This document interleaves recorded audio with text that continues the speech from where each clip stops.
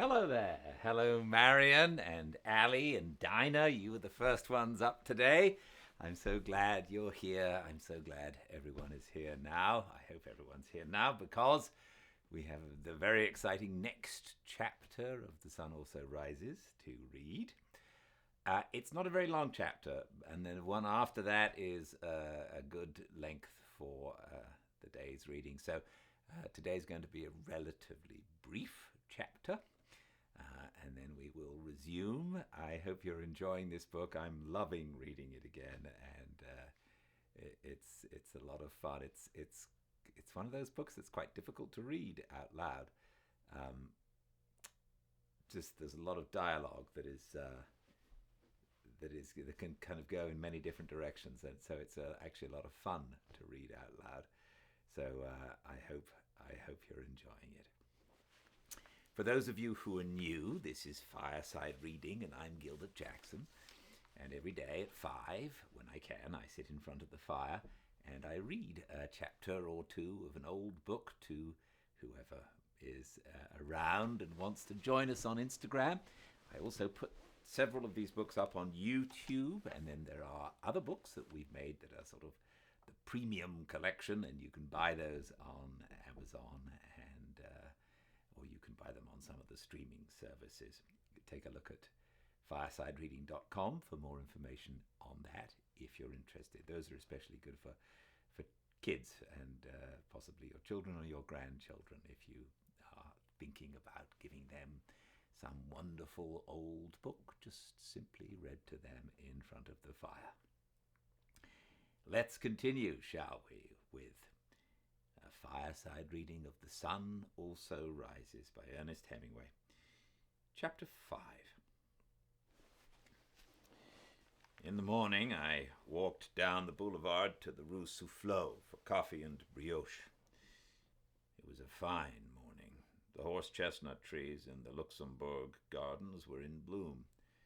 There was the pleasant early morning feeling of a hot day. I read the papers with the coffee and then smoked a cigarette.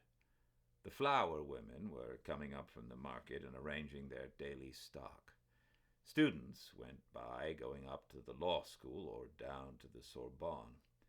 The boulevard was busy with trams and people going to work. I got on an S bus and rode down to the Madeleine, standing on the back platform. From the Madeleine, I walked along the Boulevard des Capucines to the Opéra and up to my office. I passed the man with the jumping frogs and the man with the boxer toys. I stepped to avoid walking into the thread with which his girl assistant manipulated the boxers. She was standing looking away, the thread in her folded hands. The man was urging 2 tourists to buy. 3 more tourists had stopped and were watching. I walked on behind a man who was pushing a roller that printed the name Cinzano on the sidewalk in damp letters. All along, people were going to work. It felt pleasant to be going to work. I walked across the avenue and turned into my office. Upstairs in the office, I read the French morning papers, smoked, and then sat at the typewriter and got off a good morning's work. At 11 o'clock, I went over to the Quai d'Orsay in a taxi and went in and sat with about a dozen correspondents while the Foreign Office mouthpiece, a young Nouvelle Revue Française diplomat in horn-rimmed spectacles, talked and answered questions for half an hour. The president of the council was in Lyon making a speech, or rather, he was on his way back. Several people asked questions to hear themselves talk, and there were a couple of questions asked by news servicemen who wanted to know the answers. There was no news. I shared a taxi back from the Quai d'Orsay with Woolsey and Crumb. "What do you do nights, Jake?" asked Crumb. "I never see you around." "Oh, I'm over in the quarter." "I'm coming over there sometime. The Dingo, that's the great place, isn't it?" "Yes, that or this new dive, the Select." "I've meant to get over," said Crumb. "You know how it is, though, with a wife and kids." Playing any tennis? Woolsey asked. Well, no, said Crumb. I can't play. I can't say I've played any this year. I've tried to get away, but Sundays it's always rained and the courts are so damned crowded. The Englishmen all have Saturday off, Woolsey said. Lucky beggars, said Crumb. Well, I'll tell you, someday I'm not going to be working for an agency. Then I'll have plenty of time to get out in the country. That's the thing to do, live out in the country and have a little car. I've been thinking some about getting a car next year. I banged on the glass. The chauffeur stopped. Here's my street, I said. Come in and have a drink.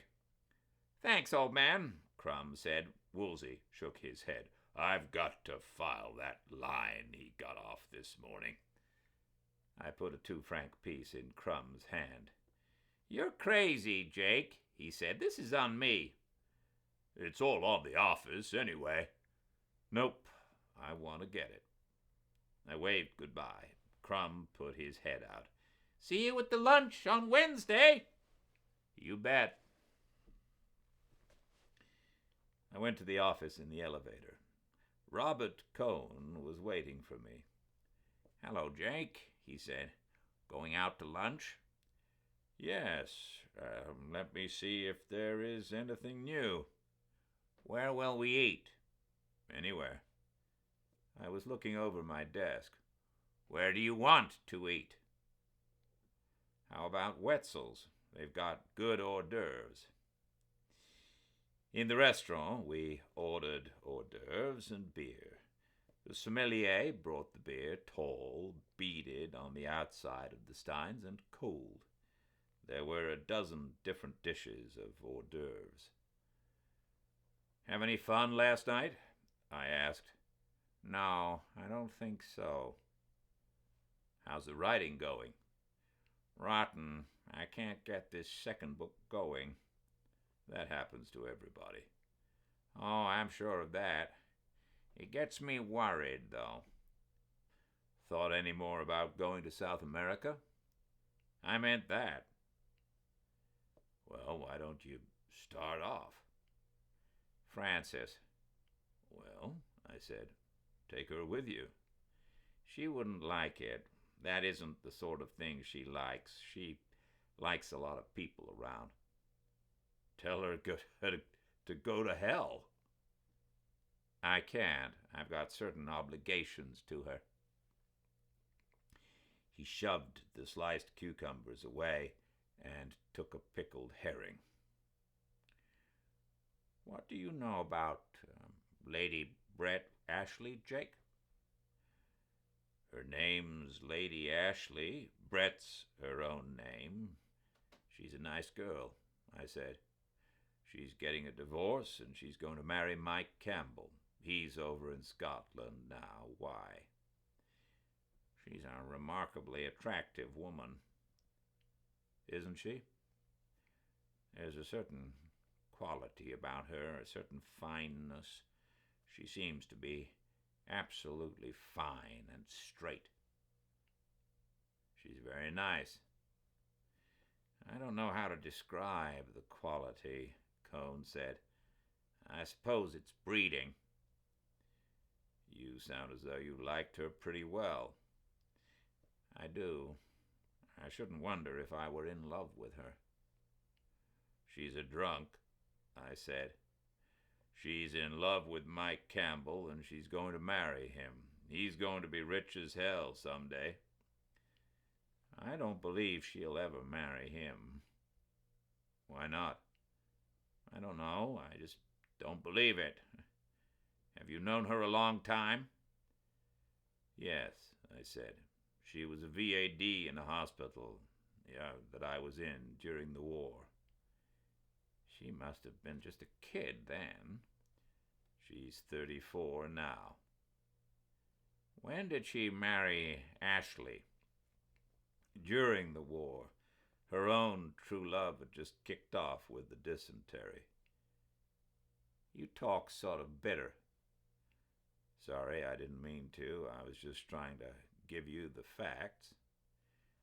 I don't believe she would marry anybody she didn't love. Well, I said, she's done it twice. I don't believe it. Well, I said, don't ask me a lot of fool questions if you don't like the answers. I didn't ask you that. You asked me what I knew about Brett Ashley. I didn't ask you to insult her. Oh, go to hell.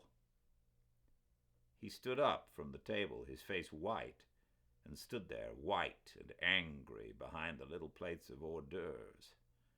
Sit down, I said. Don't be a fool.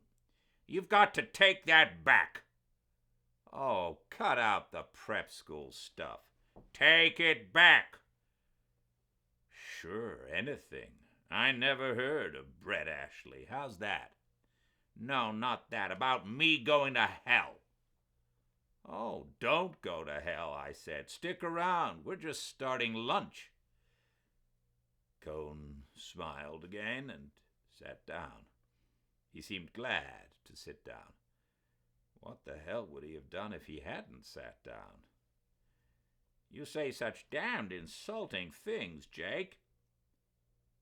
I'm sorry, I've got a nasty tongue. I never mean it when I say nasty things. I know it, Cohn said. You're really about the best friend I have, Jake. God help you, I thought. Forget what I said out loud. I'm sorry. It's all right, it's fine. I was just sore for a minute. Good. Let's get something to eat. After we finished the lunch, we walked up to the Café La Paix and had coffee. I could feel Cohn wanted to bring up Brett again, but I held him off it. We talked about one thing and another, and I left him to come to the office.